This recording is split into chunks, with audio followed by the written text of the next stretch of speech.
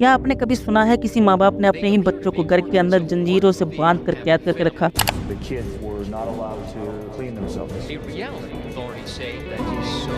क्या कभी किसी ने अपनी बीवी से डिवोर्स होने के बाद एक डेड बॉडी के साथ इंटरकोर्स किया? तो मैं आज आपको कुछ ऐसी ही डार्क मिस्टीरियस शॉकिंग स्टोरी बताने वाला हूँ, जिससे ये पता लगा कि इंसान कितना ही अजीब हो सकता है। Personality that spoke in a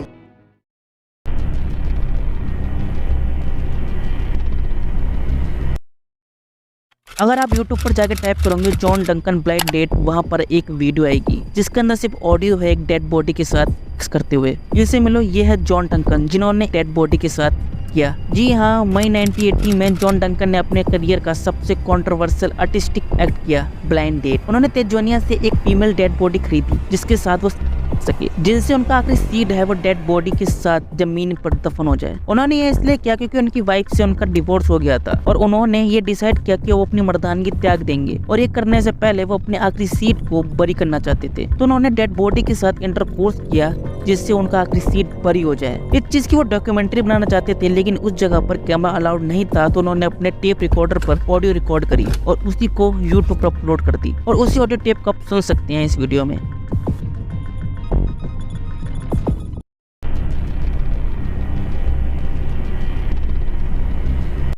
mister curl एक ऑस्ट्रेलियन सीरियल चाइल्ड रेपिस्ट था जिसने 3 लड़कियों का रेप और 1 लड़की का मर्डर किया था। Police say they have a new lead in their hunt for a notorious paedophile and killer who terrorised Melbourne in the late 80s The and early saddest of 90s. school photos. In 1991, Carmen Chan was abducted from her home in the Melbourne suburb of Templestowe.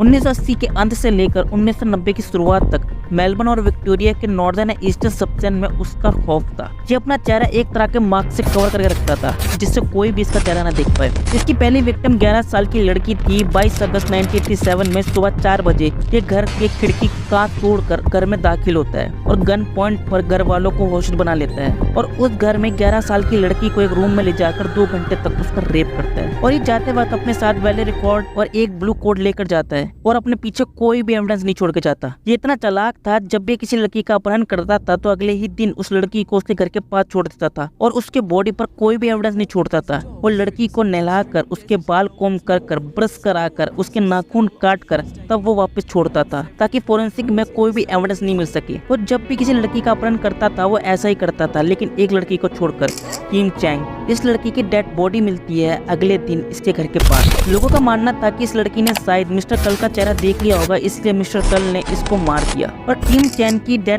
को 84 year हो चुके हैं, लेकिन आज तक mister curl कौन है ये आज पुलिस तक पता नहीं लगा पाई। पुलिस ने इसके ऊपर $1 मिलियन का भी नाम रखा हुआ है, लेकिन आज तक मिस्टर कर्ल कौन है ये एक मिस्ट्री है। कुछ लोगों का ये भी मानना है कि मिस्टर कर्ल भी शायद मर गया है।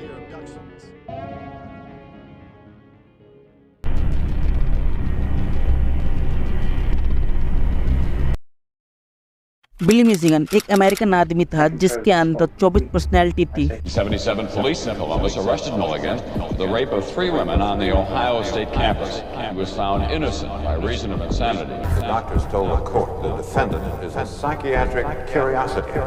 He didn't know he was a multiple personality until he was being observed for 7 months at Harding Hospital. 1977 में जब ये 22 साल का था तो उसे किडनैपिंग, चोरी और 3 औरतों के रेप के चार्ज में अरेस्ट कर लिया जाता है। जब पुलिस उसका इंटेरोगेशन करने के बाद साइकियाट्रिस्ट एवेल्युएशन करवाती है तो एक चौंकाने वाली चीज सामने आती है। उसको मल्टीपल डिसऑर्डर नाम की एक बीमारी होती है जिसमें एक शरीर के अंदर कई सारे लोग रहते हैं। उसके अकॉर्डिंग ये सब उसने नहीं, उसके मल्टीपल पर्सनैलिटी ने ये सब चीजें की हैं। उन पर्सनैलिटी में से एक पर्सनैलिटी 19 साल की लड़की एनाबेला की होती है जो कि एक लेस्बियन थी जिसने उन 3 लड़कियों के साथ रेप किया था। एक और पर्सनैलिटी थी जिसका नाम था रेंगर जिसने वो चोरियां की थी, और एक और पर्सनैलिटी थी डेव नाम के 8 साल के बच्चे की जिसको ड्राइंग करना पसंद था। जब ये 9 साल का था तो उसके अंदर बहुत सारी पर्सनैलिटी डेवलप हो चुकी थी। उसने बताया कि वो जब बच्चा था तो उसकी माँ ने बहुत सारी शादियां की थी जिसमें से जितने भी उसके पति थे उन्होंने आत्महत्या कर ली थी, और जो उसके स्टेप फादर थे वो उसको सेक्सुअली अब्यूज, उसको पनिश किया करते थे, जिसकी वजह से उसके अंदर ये पर्सनैलिटी डेवलप होने लगी। लेकिन उसकी माँ और सिबलिंग्स इस बात को डिनाई कर देते हैं। इस बीमारी के चलते इसे जेल में नहीं एक मेंटल असाइलम में रखा जाता है और 4 जुलाई 1988 को इसको रिहा कर दिया जाता है, ये कहकर ये अब लोगों के लिए खतरा नहीं है। इसने अपने बाकी की जिंदगी एक ओहायो के मोबाइल होम में बताई फीडिंग करते हुए, और 2014 में इस कैंसर से मौत हो गई।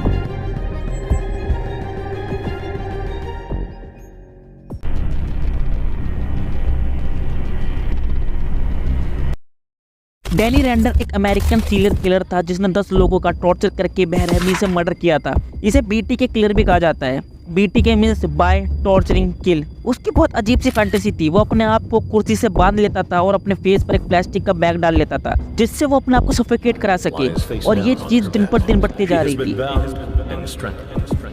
In other news today, has new evidence been found to link the notorious BTK serial killer to the notorious BTK killer? Bind, torture, kill. Render को 1973 में एक इलेक्ट्रीशियन की जॉब से निकाल दिया जाता है और उसके कुछ समय बाद 15 जनवरी 1974 को वो अपने पहले विक्टिम का मर्डर करता है। और उसका पहला विक्टिम वही था जिसने इसको नौकरी से निकाला था।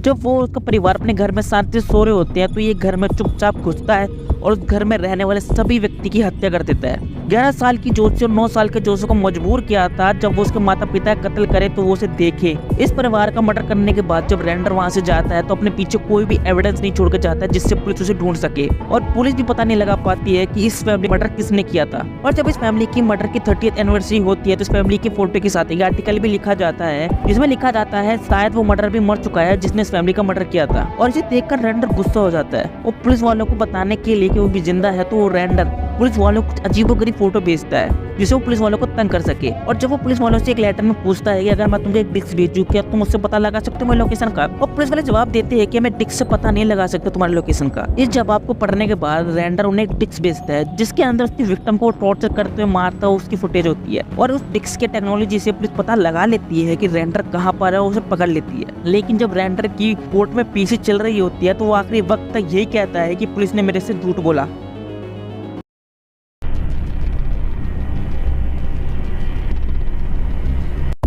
ये स्टोरी उस परिवार की जिसने अपने बच्चों को 30 साल तक अपने घर के अंदर कैद करके रखा।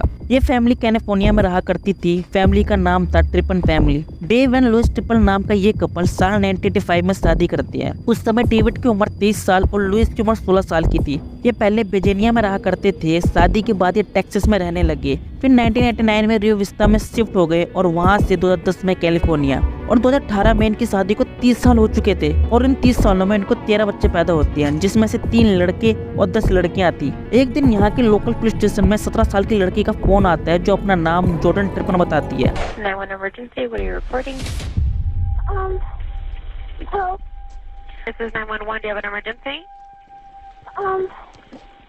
I just ran away from home. Do you know what street you're on? No. I just ran away from home because I live in a family of 15. Okay? Can you hear me?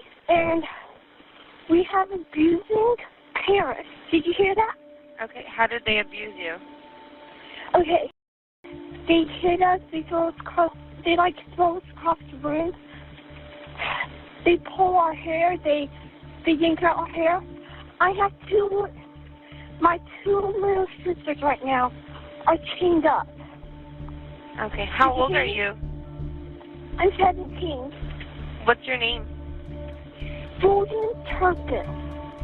वो police को बताती है कि उसके माँ बाप ने उसके सभी भाई बहनों को बेसमेंट में कैद करके रखा है, वो भी एक सजा के तौर पर। उसमें वो बताती है कि उनको मारा जाता है, पीटा जाता है, उनको मोटी मोटी चैनों से बांध के रखा है और ढंग से खाना भी नहीं दिया जाता। उसने एक इंटरव्यू में बताया था कि ये सब शुरू तब हुआ था जब वो अपने पिता का पुराना फोन गाने सुनने के लिए यूज किया करती थी। एक दिन उसकी माँ ने उसे ये करते हुए देख लिया तो उसे सजा के तौर पर कैबिनेट में बंद कर दिया और धीरे धीरे छोटी छोटी गलतियों पे उसके माँ बाप उन्हें सजा देने लगे। और उसके बाद तंग होकर इनके माँ बाप ने बेसमेंट में से बच्चों को बंद कर दिया और चैनों से बांध दिया जिससे कहीं भी ना जा पाए। और वो एक दिन सोचती है कि ऐसे तो उसके सभी भाई बहन मर जाएंगे, तो वो डिसाइड करती है वो अपने पिता का फोन चुराएगी और वहाँ से भाग जाएगी। और वो एक रात ऐसा करती भी है, अपनी छोटी बहन के साथ वहाँ से भाग भी जाती है। लेकिन वो कभी घर से बाहर नहीं निकली थी तो उसे पुलिस स्टेशन का रास्ता नहीं पता, तो वो वापस आ जाती है और अपने भाई बहन को मरता हुआ देखकर पुलिस को फोन लगा के सारी बात बताती है। जब पुलिस वहाँ पर उन बच्चों को बचाने के लिए पहुंचती है तो उसके माँ बाप पहले डिनाई करती है उनके बच्चे ठीक है, लेकिन जब पुलिस अंदर जाकर उन बच्चों की हालत देखती है तो उनके भी होश उड़ जाती हैं। जब उन बच्चों को रेस्क्यू करके पुलिस वाले कुछ सवाल पूछते हैं तो उनके भी होश उड़ जाते हैं कि इन बच्चों को हॉस्पिटल, डॉक्टर और दवाइयों के बारे में भी कुछ नहीं पता था। और जब इन बच्चों को हॉस्पिटल लेके जाया जाता है तो एक चौंकाने वाली चीज सामने आती है कि इन बच्चों की रीढ़ की हड्डी एक तरफ से मुड़ चुकी थी। और इसके बाद उन बच्चों को चाइल्ड केयर सेंटर छोड़ दिया जाता है और उसके माँ बाप को पनिश किया जाता है इस चीज़ के लिए। और उसके बाद जो जॉर्डन ट्रिपन थी वो कई सारे शो में जाकर अपने एक्सपीरियंस के बारे में बताती है कि कैसे उससे हर दिन टॉर्चर किया जाता था उसको, उसके सभी भाई बहनों को।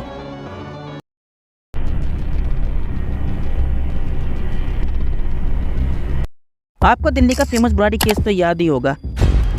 In a horrifying incident, dead bodies of 11 members of the same family. Delhi के बुराड़ी इलाके से आ रही है।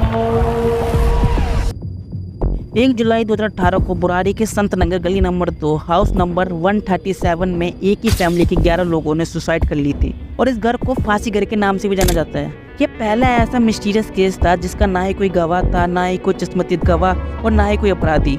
NDTV पहला अखबार था जिसने ऐसे एक मास सुसाइड कहा था और सबको यही लग रहा था कि इस फैमिली ने सुसाइड की है जब तक दुनिया के सामने घर के अंदर की तस्वीर और मिस्टीरियस रजिस्टर के अंतिम पेज सामने आए तो दुनिया हैरान हो जाती है। और इस सबको देखने के बाद सबको लगा कि ये सुसाइड केस नहीं, इन लोगों ने किसी तरह का काला जादू किया था। इसके ऊपर नेटफ्लिक्स ने डॉक्यूमेंट्री सीरीज बनी है जिसका नाम है house of secrets the Burari death. और ये केस इतना मिस्टीरियस था कि आज तक इसके ऊपर बात की जाती है। और जब मैं भी इस टॉपिक के ऊपर सर्च कर रहा था तो मुझे बहुत सारे आर्टिकल्स और बहुत सारी बातें पता चलती हैं इस केस से रिलेटेड, तो वो मैं किसी और वीडियो में बात करूंगा। और ये वीडियो ही रखते हैं। अगर आपको वीडियो पसंद आई तो लाइक कर दीजिए, हमारे चैनल को सब्सक्राइब कीजिए ऐसी और वीडियो देखने के लिए। मिलते हैं आपसे किसी और वीडियो में। धन्यवाद। और यार मेरे 400 सब्सक्राइबर होने वाले हैं, करवा दो यार प्लीज।